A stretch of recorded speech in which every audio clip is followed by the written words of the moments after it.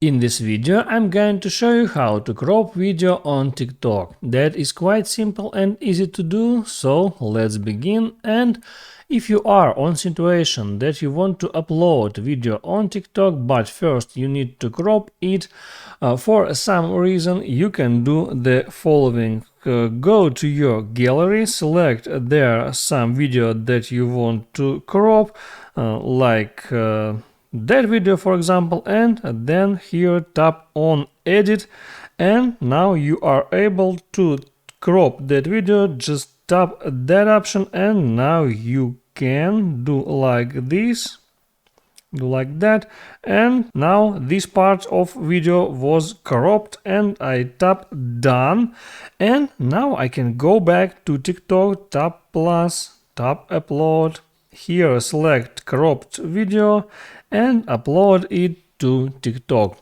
So that's how it works. Make sure you like this video if it was helpful for you, and don't forget to subscribe.